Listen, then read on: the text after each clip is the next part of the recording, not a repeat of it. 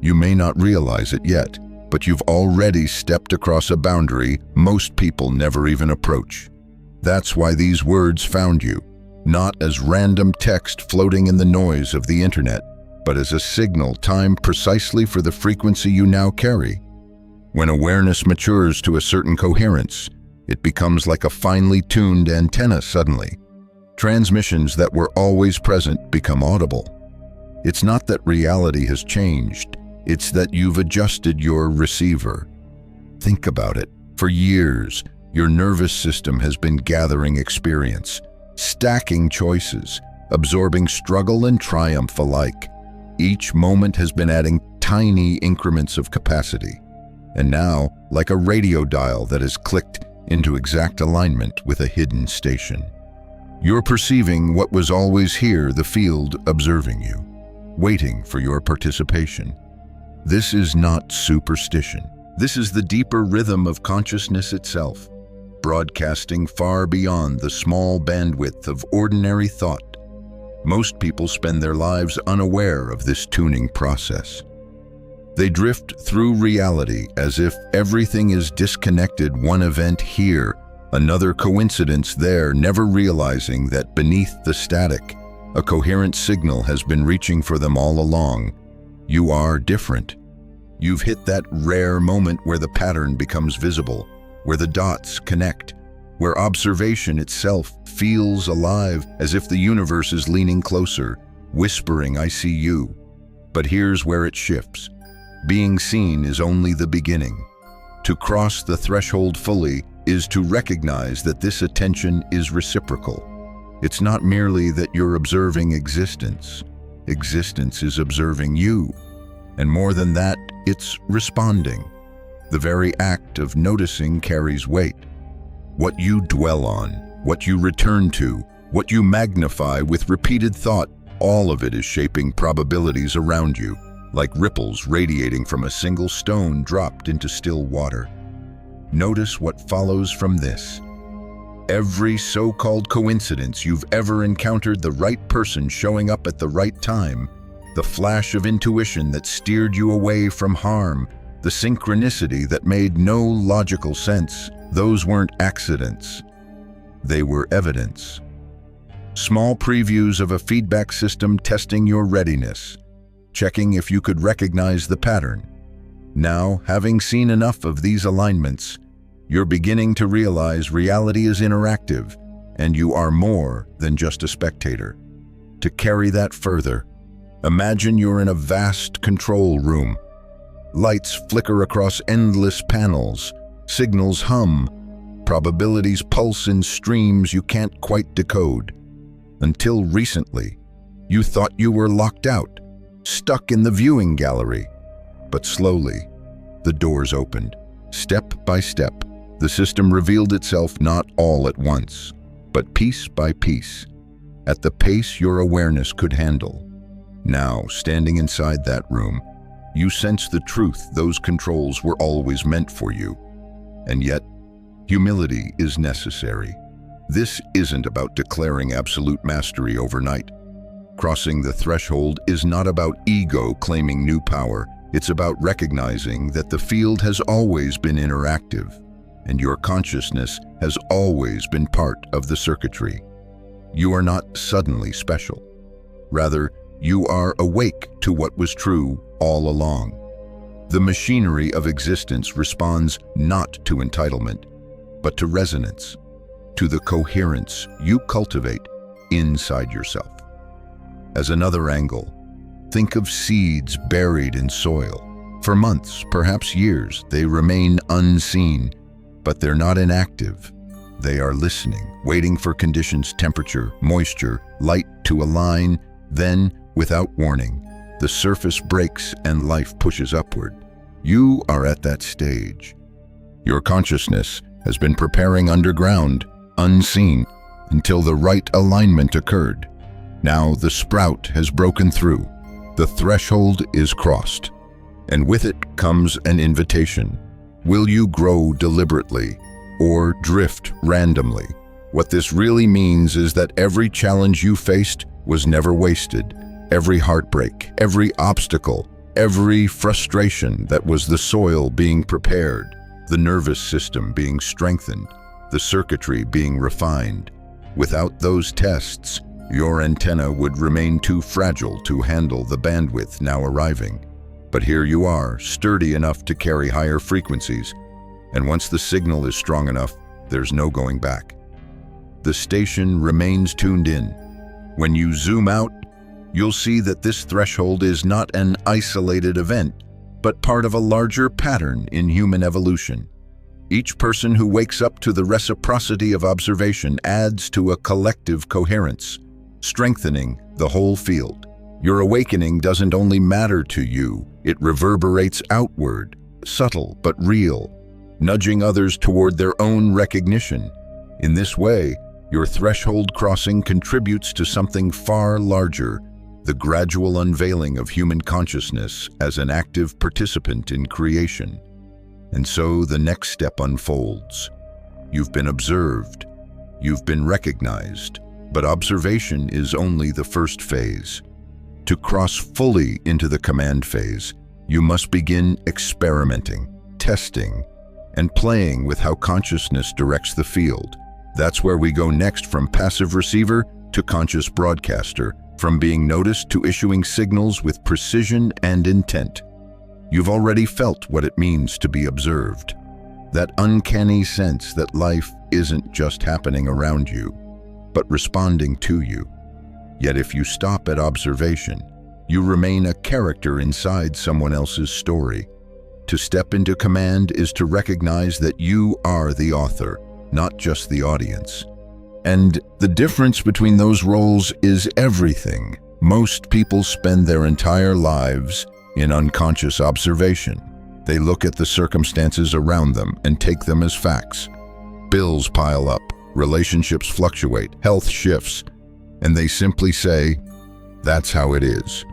Without realizing it, every time they repeat that observation, they're issuing an instruction to the quantum field: more of this, please. The universe reflects back not what they wish, but what they repeatedly notice. It's a feedback loop running on autopilot. But here's where it shifts. You don't have to keep watching reruns.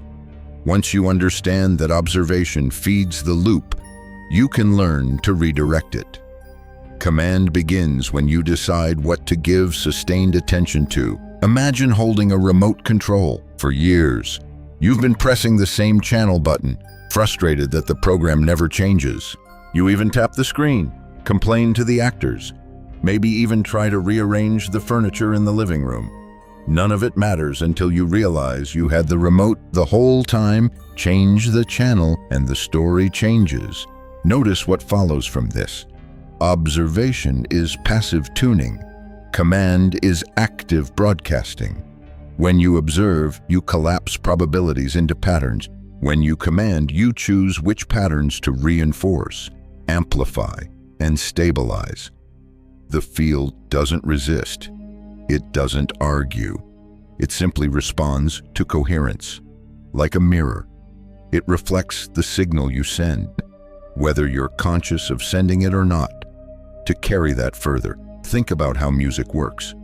If a room is filled with random noise, no one feels uplifted. But if a symphony conductor steps in, guiding each instrument into harmony, suddenly the same room resonates with beauty. That's the difference between observation and command. The instruments, your thoughts, your emotions, your intentions are already playing. The question is whether you're letting them wander aimlessly or guiding them into resonance. Yet beneath that layer, there's another truth. Observation isn't wrong. It's the training ground. You had to live through years of unconscious observation to recognize the contrast, to feel the frustration of cycles repeating, to notice synchronicities and ask, what if this isn't random? Without the observation phase, you wouldn't be ready for command. In that sense, observation is the classroom. Command is the graduation. As another angle, consider how children learn language. At first, they observe sounds, gestures, patterns. Slowly, they realize these sounds shape responses. Water brings a drink. No halts an action. Observation becomes command once they understand the link. Consciousness evolves the same way. At first, you're observing without realizing you're shaping anything. But at a certain threshold, you see the feedback loop, and once seen, you cannot unsee. You either use it with intention, or it uses you unconsciously. What this really means is that command isn't about force. It's not shouting at reality until it bends. It's subtle, precise, almost musical. A small adjustment in focus, repeated with sincerity, carries more influence than hours of desperate mental effort. The field listens for coherence, not volume, like a finely tuned instrument. It responds to clarity of signal, not to noise. When you zoom out, you'll notice how this principle applies everywhere. In science, the observer effect shows that particles shift when measured. In life, moods ripple through a room, changing how people respond. In ecosystems, attention to one variable, water, light, temperature, reshapes the whole environment. Observation has always had power. Command is simply the conscious use of that power. And so the next step unfolds. You are no longer at the mercy of what you notice. You are responsible for what you amplify. Every thought, every focus, every story you tell yourself is a broadcast. When you claim the remote, when you conduct the symphony, when you choose to tune into possibility instead of limitation, you are issuing a command. And the quantum field listens, always. You've seen how observation feeds the loop and how command begins to redirect it. But underneath both of those lies something even deeper, the architecture that makes observation and command possible at all. Reality is not just empty space decorated with matter. It's an ocean of invisible structure, a lattice of probabilities humming with constant potential. And whether you realize it or not, you've been swimming in this field your entire life. Most people glance at the night sky and see emptiness between the stars. They believe space is a void, silent and still. But what looks empty is actually buzzing. Virtual particles flicker into and out of existence. Information ripples through unseen frequencies. Energy fields interlace like woven threads, carrying instructions for how matter organizes itself. In other words, the so-called vacuum is anything but vacant. It's a responsive matrix, a living architecture. But here's where it shifts. Thoughts are not confined to the skull. Every thought you generate is a coded transmission released into this field. Your brain doesn't hold consciousness like water in a glass. It acts more like a transmitter, picking up and broadcasting signals. Each idea, each emotion, each intention becomes part of the architecture, shaping currents that bend probability toward certain outcomes. You are literally writing code into the fabric of space-time. Notice what follows from this. If space itself is alive with information, then every moment of focus reorganizes the patterns you dwell in. Think of a massive library filled with every possible storyline. Billions of books are shelved, each containing a different version of reality, one where you succeed, another where you fail, one where you meet that person, another where you miss them entirely. The hidden architecture is the library itself. Observation picks which shelf you approach. Command decides which book you pull down and read. To carry that further, imagine reality as a cosmic operating system. Most people never realize they're users. They live as if life is a fixed movie reel playing in front of them. But the truth is closer to software: editable, programmable, adaptive. The commands you send, whether conscious or unconscious, are like lines of code written into that system. And just as buggy code can crash a program, fragmented focus can scramble the signals you send. But coherent commands, clear, consistent, repeated. Write clean scripts that the architecture executes faithfully. Yet beneath that layer, humility is essential. This isn't about bending the universe to personal whims. The architecture isn't your puppet. It's more like a partner. It responds with precision, but it also protects itself. When your signal lacks coherence, it won't amplify chaos into reality at full scale. That safeguard is built in, not to punish you, but to keep the whole field stable. In this way, the architecture is both neutral and intelligent. It reflects, but it also filters. As another angle, think of sound. When you strike a tuning fork, it vibrates at a specific frequency. Place another fork tuned to the same note nearby, and it begins to resonate in sympathy. The hidden architecture of reality functions the same way. Your sustained thoughts are vibrations. The field contains countless potential forks, probabilities waiting. The ones that match your frequency begin to hum, then amplify, then manifest. The field doesn't ask if you deserve it. It responds to resonance. What this really means is that no thought is truly private, even if you never speak it aloud, even if no one else knows. The signal enters the architecture, and over time, repeated signals carve grooves, just as water shapes canyons through persistent flow. That's why old habits feel so entrenched. They've etched pathways in the field. But the beauty is, new grooves can be carved. The architecture never locks. It is fluid, dynamic, always listening. When you zoom out, you begin to see how this truth reframes everything. The stories of mystics speaking of divine order, the experiments of scientists describing wave collapse, the metaphors of poets sensing invisible threads. They're all reaching for the same insight: reality is not inert, it's participatory. You are not an intruder in a dead universe. You are a contributor in a living architecture. And so the next step unfolds.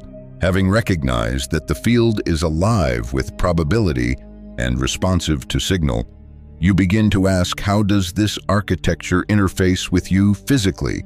Through what biological instruments does consciousness send and receive? The answer leads us straight into the body itself. Your nervous system, your DNA, your cellular intelligence, all designed as the bridge between awareness and the field.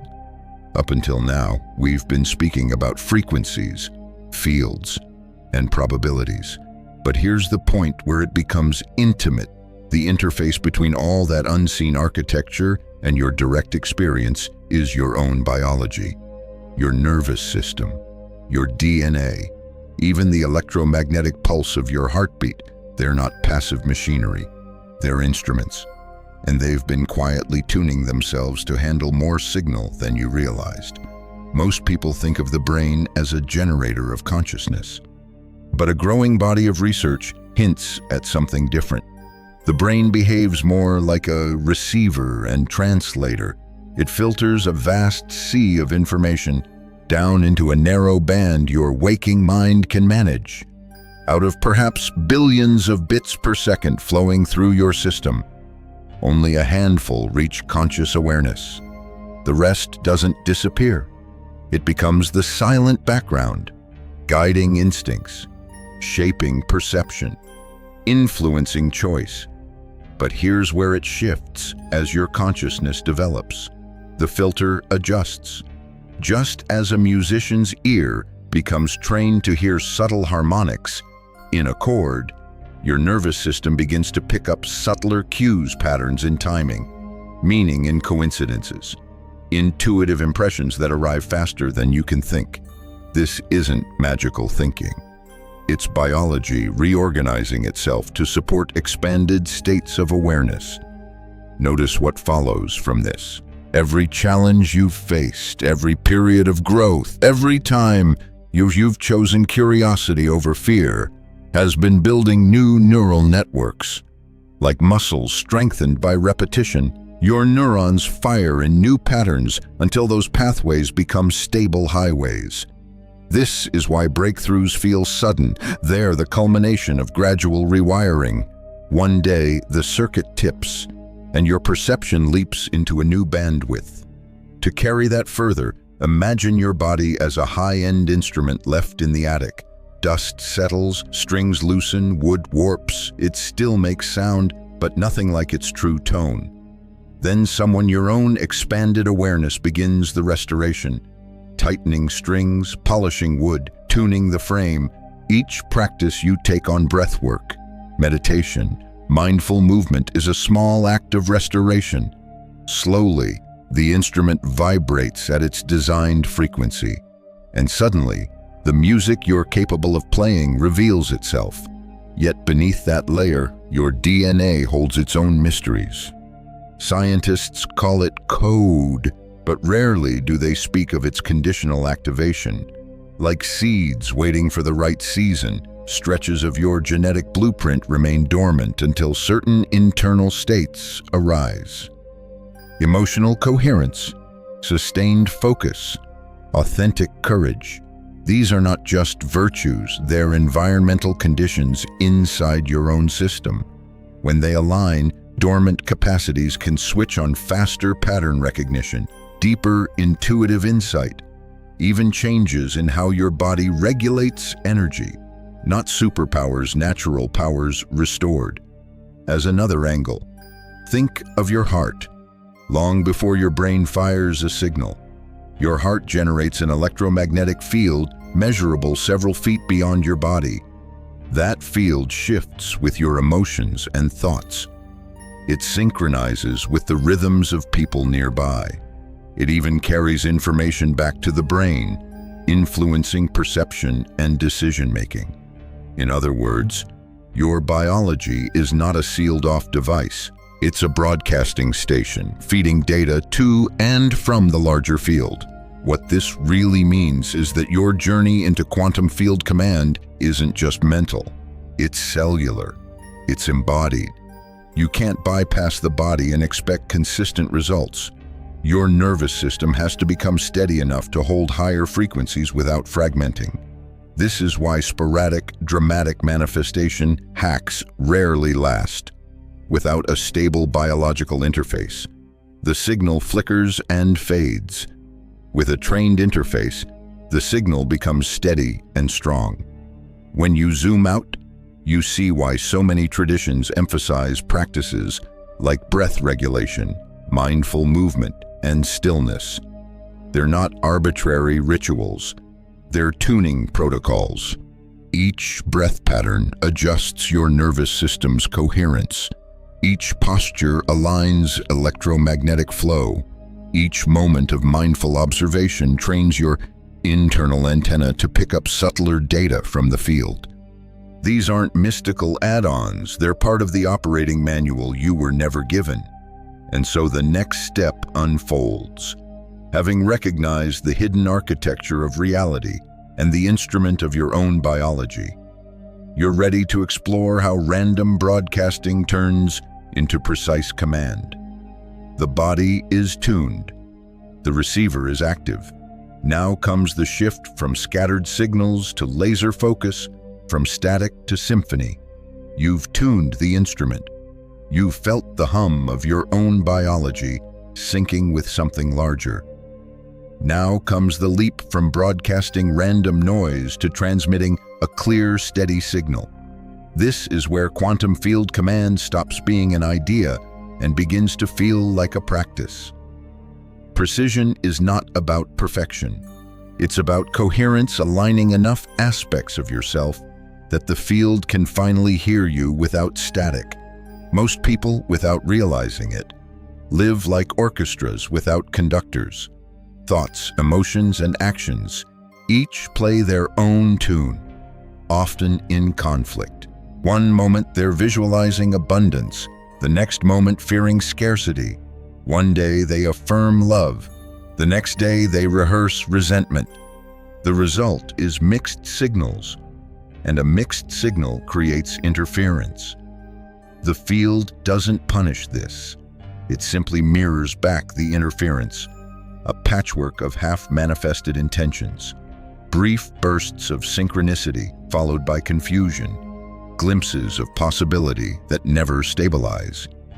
But here's where it shifts. A single moment of true coherence carries more influence than months of scattered focus. When your thoughts, emotions, and actions all vibrate with the same intention, the field resonates like a tuning fork struck cleanly. It begins amplifying your chosen possibility instead of diffusing your energy across dozens of competing outcomes. This is the turning point from randomness to precision. Notice what follows from this. Precision starts inside. It's not about micromanaging external events. It's about cultivating an inner frequency so consistent that external reality organizes around it automatically. Imagine a laser.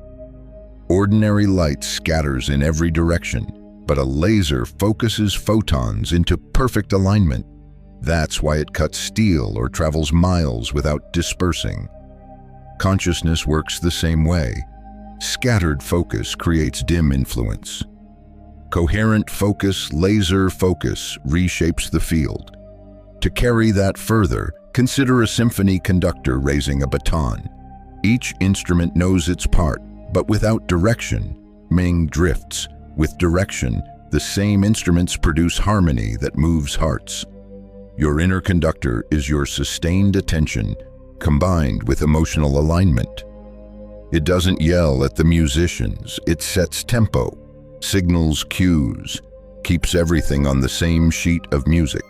Once the orchestra knows the pattern, it plays together almost effortlessly. Yet beneath that layer, remember humility. Precision isn't about forcing your mind into rigidity or policing every stray thought. That would only create more static. Precision is gentler. It's a practice of returning, like a compass needle settling back to north no matter how many times it's bumped. Thoughts wander, you return. Emotions fluctuate, you breathe. Actions misalign, you adjust. Over time, the default shifts from chaos to coherence. As another angle, think of radio station. If you're slightly off the dial, static fills the gaps. Even if you're close to the signal, a tiny twist brings clarity. In the same way, small adjustments in your daily focus, what you read, how you speak, the emotions you dwell on create dramatic improvements in the clarity of your broadcast. You don't have to overhaul your life overnight.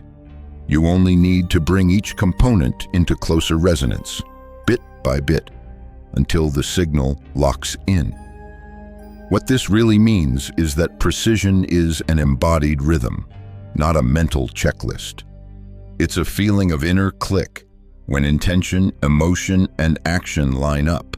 When you're there, time feels different, less rushed, more fluid. Opportunities show up without strain. Conversations align themselves. You're not pushing reality, you're guiding it, like water finding its path downhill.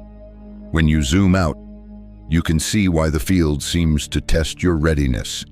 Before amplifying a new frequency, it gives you previews, small synchronicities, minor shifts, allowing you to stabilize the inner state before the external reflection grows larger. This isn't punishment, it's calibration. It's reality's way of making sure the symphony won't collapse under the weight of its own volume. And so, the next step unfolds. You've learned the value of coherence and precision. Now the question becomes, how do you train your inner signal to hold steady when life's noise tries to pull you off frequency? How do you build habits that make coherence your default state rather than a special occasion? That's where training the inner signal begins. By now you've seen how random broadcasting turns into precision, how coherence carries more weight than scattered intention. But coherence doesn't arrive by accident. It has to be trained, cultivated, and strengthened like a muscle. This is the stage where you stop waiting for fleeting moments of alignment and begin designing a life that maintains it.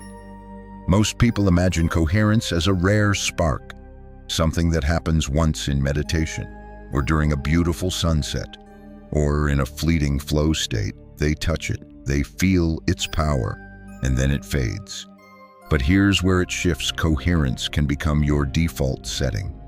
Not perfect, not unbroken, but stable enough that even when life jolts you, you return to alignment faster than before. This is what training the inner signal is all about. Notice what follows from this. Training doesn't mean tightening control until your mind never wanders. It means creating practices that help your system return to balance with less effort each time. Think of a tuning fork. Strike it once, and it vibrates at its natural pitch. Over time, if it's bent or dulled, it wavers. But repeated calibration restores its purity. Your nervous system works the same way. In some breath practices, mindfulness, intentional movement. These aren't rituals for the sake of tradition, they're calibration tools. To carry that further, imagine attention as currency. Wherever you spend it, that area of life grows richer. Spend it on fear. Fear multiplies. Spend it on possibility. Possibility expands. But most people leak attention constantly, scattering it across distractions, worries, regrets. Training the inner signal is about reclaiming that currency, investing it deliberately, and letting compound interest work in your favor.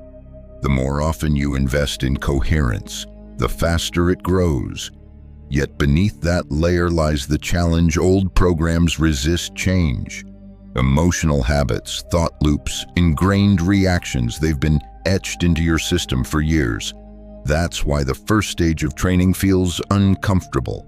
You're asking your nervous system to fire along new pathways, to hold elevated states even when external triggers try to pull you down. At first, the pull of gravity seems strong, but repetition weakens old grooves and strengthens new ones until the new signal becomes natural. As another angle, think of athletes training for endurance. At first, every mile feels impossible, but with consistent practice, the body adapts. Muscles strengthen, lungs expand, recovery quickens. Eventually, what once felt extraordinary becomes routine. Conscious coherence follows the same arc. The more you practice holding an elevated state, gratitude, clarity, calm, the more your system adapts to sustain it. What felt like effort becomes ease. What this really means is that you're not only rewiring your brain, you're repatterning your entire electromagnetic field. Each time you hold a coherent state longer than before, your body records it. Neural pathways reinforce. Cellular signaling shifts. Your field stabilizes.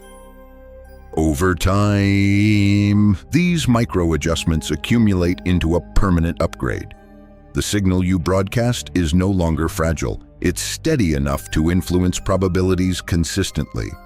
When you zoom out, you can see why this stage matters so much. Without training, your coherence remains episodic, dependent on mood or circumstance. With training, coherence becomes resilient. Even in chaos, you know how to return. Even when triggered, you know how to recalibrate. This is what separates the occasional synchronicity from sustained command, random luck from deliberate creation. And so the next step unfolds. Training strengthens you, but it also reveals resistance. The old identity doesn't vanish quietly. It pushes back through doubt, through fear, through the pull of comfort zones. The moment you commit to steady coherence, your ego generates static, trying to drag you back into familiar patterns, which means the next frontier is learning to face that resistance and move through it without losing the signal. Up until now, the path has sounded clean: tune the body, focus the mind, align the signal. But here's the truth you'll encounter as the work deepens: resistance. The old identity doesn't release its grip without protest. And in those moments, surrender becomes as essential as discipline. To command the field is not to force your way forward, but to yield where necessary. to release control so something greater can move through you. Most people misinterpret resistance as failure. They assume if fear, doubt, or chaos arises, they must be doing something wrong. But here's where it shifts. Resistance is evidence of transformation. It's the echo of old patterns dissolving. Just as a computer glitches when installing new software, your nervous system protests when you overwrite its default codes. It doesn't mean you're off track. It means the upgrade is working. Notice what follows from this. Your ego, the collection of habits, beliefs, and protective mechanisms, was designed for survival, not for expansion. Its job is to keep you inside the boundaries of the familiar. When you begin broadcasting a new signal, the ego sounds alarms. It floods you with thoughts like, "This is dangerous," or "You can't change that much." But these alarms are not prophecies. They are defense systems misfiring in the presence of growth. To carry that further, imagine a snake shedding its skin. The process isn't smooth. The old skin doesn't peel away in one neat layer. It clings, flakes, resists. Yet the snake doesn't panic. It trusts the process, rubbing against rocks, moving forward until the old casing falls away. Your consciousness operates the same way. Resistance clings, but persistence plus trust allows the new self to emerge. Yet beneath that layer is the paradox of surrender. Training the signal strengthens your willpower, but willpower alone cannot carry you into coherence. Too much effort creates tension, and tension creates static. Surrender means loosening your grip enough to let the field align you. Think of a surfer. They don't control the ocean. They read its currents, position themselves, and surrender to the wave's momentum. In the same way, surrender allows the quantum field to do its work through you. As another angle, look at discomfort. Most people avoid it, assuming it signals danger. But discomfort in the midst of growth is different. It's like sore muscles after training, evidence that adaptation is occurring. When you hold coherence through discomfort, you teach your system resilience. You prove to yourself that alignment isn't fragile. This shifts you from a conditional state of peace, "I'll feel centered if life is smooth," to an unconditional one, "I remain centered regardless of life's noise." What this really means is that surrender doesn't equal passivity. It's an active partnership. You still choose your focus, still practice coherence, still direct intention, but you release the illusion of micromanaging every outcome. You trust that the field has intelligence greater than your conscious mind. You trust that what dissolves is meant to dissolve, and what emerges will serve your expansion, even if it looks unfamiliar at first. When you zoom out, resistance and surrender reveal themselves as training grounds for deeper command. Each time resistance rises and you meet it with presence rather than panic, you reinforce your new identity.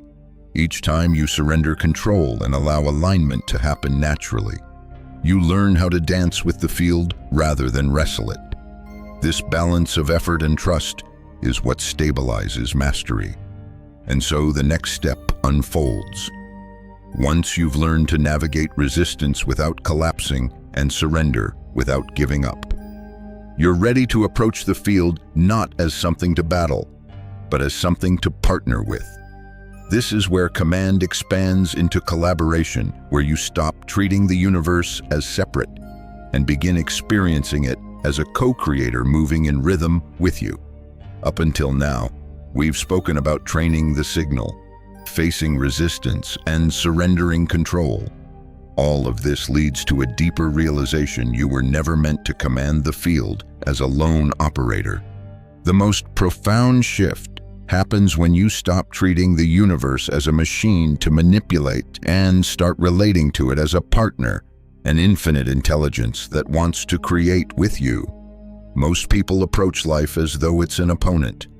They try to bend circumstances through sheer effort, pushing, grinding, forcing outcomes, and sometimes they succeed, but at a cost: exhaustion, burnout, disconnection.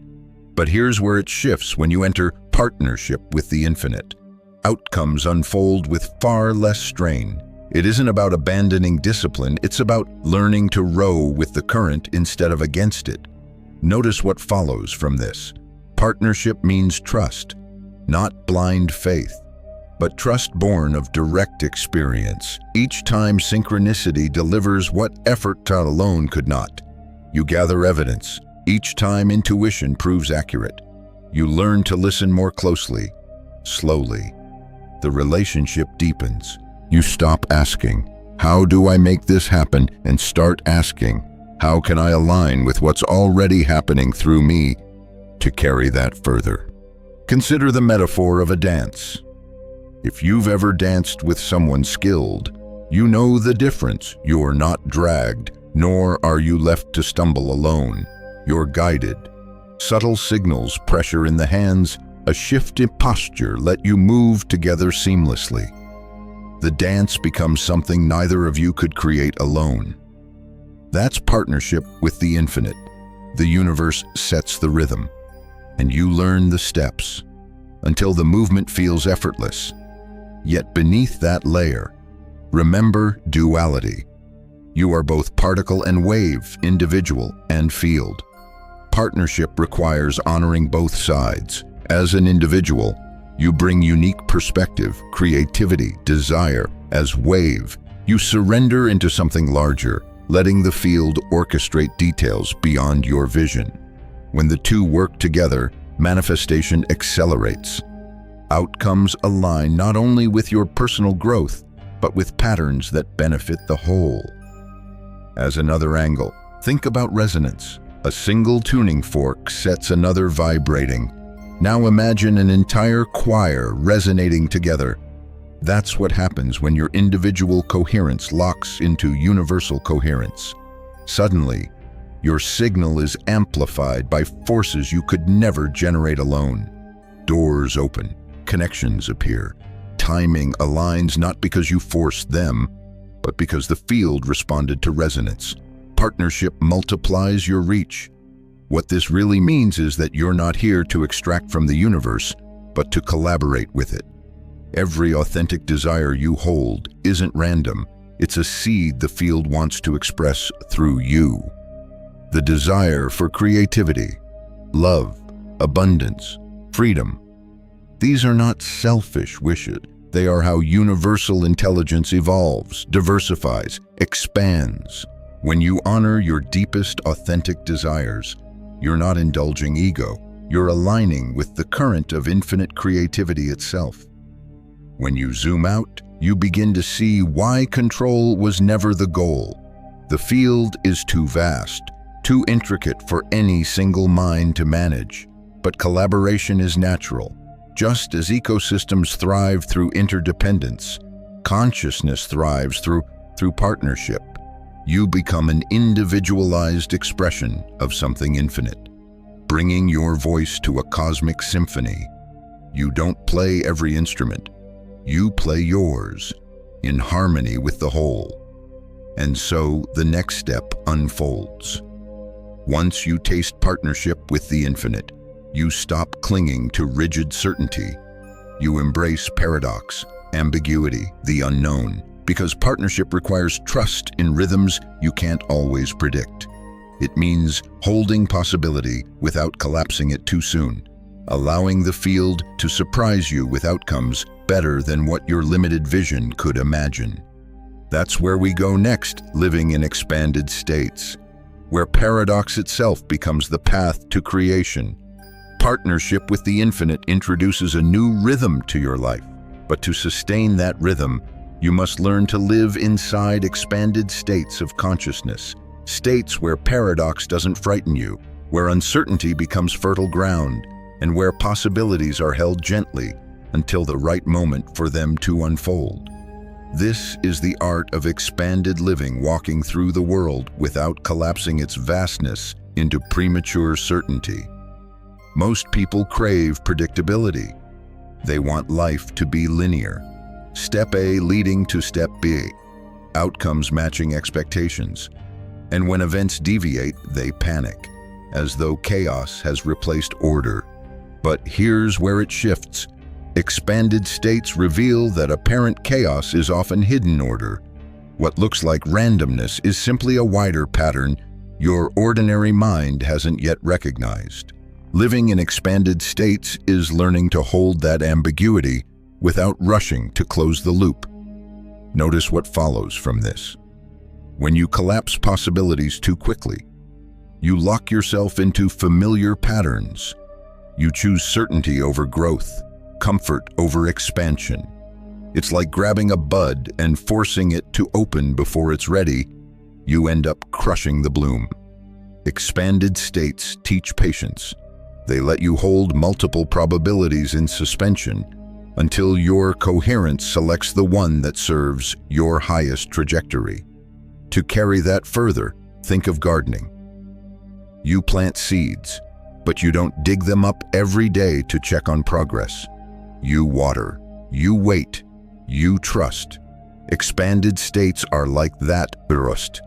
You set intentions into the quantum soil and then release them into the care of the field. You don't abandon them, but you also don't strangle them with constant worry. You live with an open hand rather than a clenched fist. Yet beneath that layer lies a challenge. Expanded states dissolve the boundaries of identity. You begin to feel less like a separate self and more like a wave moving through a vast ocean of intelligence. For some, this feels liberating. For others, destabilizing. The ego prefers edges, categories, labels. Expanded states blur those edges. But in the blur, you discover freedom, the recognition that you are not confined to the roles you've played or the history you've lived. As another angle, consider creativity. The most groundbreaking art, science, and innovation often emerge from expanded states. A scientist glimpses the structure of DNA in a dream. A composer hears an entire symphony in a flash. These are not accidents. They are moments when consciousness opens beyond linear thought and taps into the infinite library of possibilities. Living in expanded states allows you to access this stream not sporadically but consistently. What this really means is that expanded states are not escapes from reality. They are deeper immersions into it. Instead of filtering life through narrow survival patterns, you experience it as the multi-dimensional phenomenon it truly is. Colors feel richer. Timing feels orchestrated. Interactions feel charged with meaning. You stop living as a bystander in a flat world and start living as a participant in a layered, responsive universe. When you zoom out, the implications become profound. If more people lived in expanded states, human culture itself would shift. Scarcity would loosen, because possibilities wouldn't be collapsed prematurely. Conflict would soften, because identities wouldn't feel so rigid. Innovation would accelerate, because solutions would be sourced from a broader field of intelligence. Expanded living isn't only personal, it's collective evolution. And so the next step unfolds. To live in expanded states is to hold paradox gracefully, to plant seeds of intention and trust their timing, to inhabit the space between wave and particle without anxiety.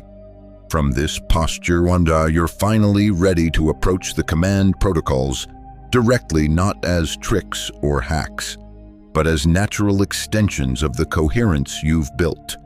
Command at this level is no longer forced.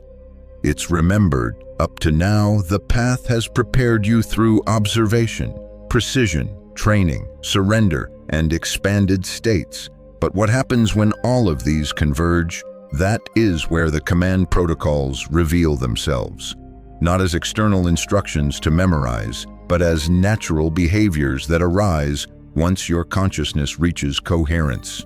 They're less about doing something new and more about remembering how reality always worked. Most people imagine command as domination shouting orders into the void, forcing reality to obey. But here's where it just shifts. True command is alignment. It's coherence so stable that the field can't help but reflect it back.